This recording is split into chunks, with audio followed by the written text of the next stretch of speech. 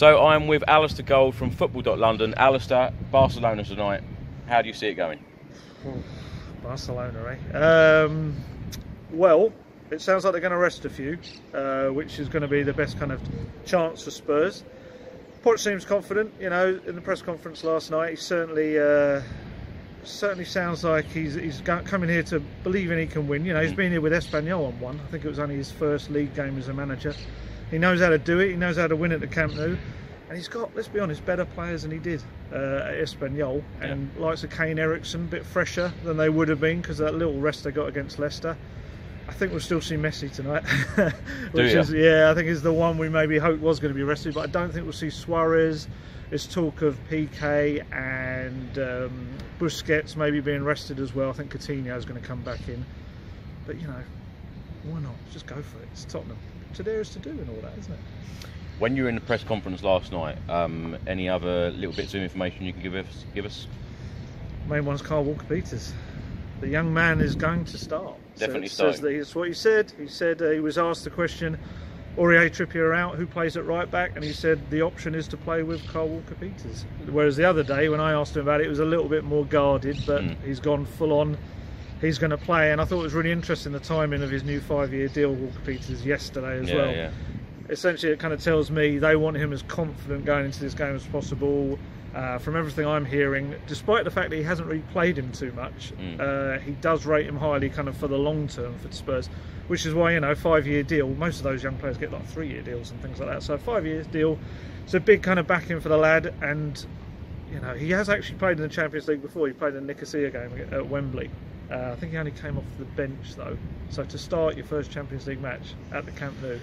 Yeah. Wow. Yeah.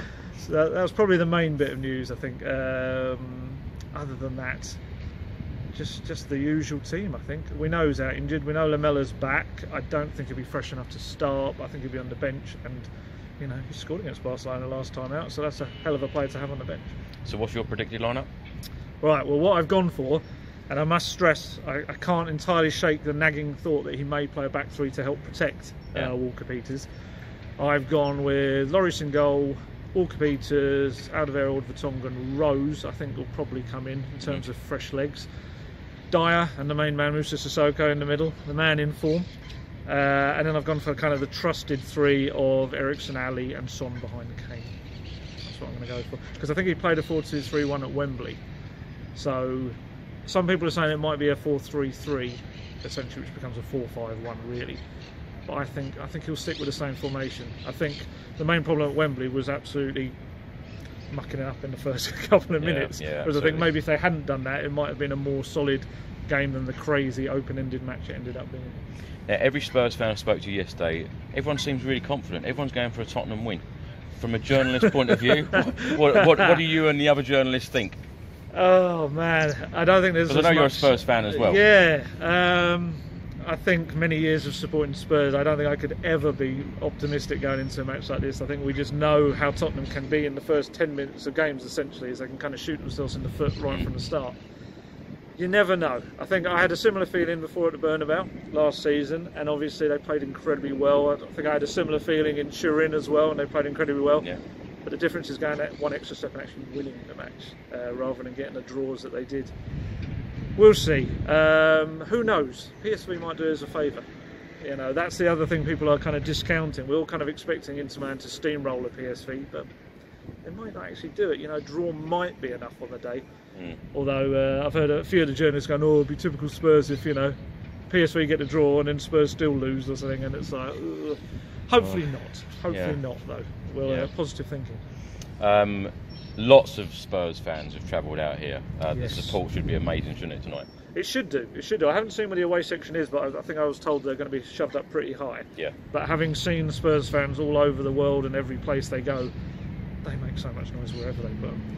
You know, that's still one of my enduring memories of last year's campaign. Is the Spurs fans at the Bernabeu after they were locked in for like half an hour afterwards. That was superb. The noise, the chants, every song. Poch walked over and they were just singing his name and he was clapping them. Yeah. It was amazing. And if they can reproduce that kind of thing tonight, it doesn't matter. I think there's going to be about 85,000 there tonight, which in 100,000 seater, you know, still pretty impressive. but I still think Spurs fans will be heard. Yeah. Hope so. So prediction? Oh man, don't make me predict. I honestly, anyone All knows right, my Spurs predictions. win, Spurs draw. Do you know what? I'll go for, to play it safe in a way, I'm going to go for a draw in both the games. And that just being enough for Spurs to squeeze through. Yeah. Well, as long as we're through. I'll take that, exactly. I'll take that. Rather be going somewhere exciting in the last 16 and end up somewhere like Denmark or something like that in the Europa. Yeah. Definitely. Alasdair, thank you very much. Come on, you Spurs. Thanks.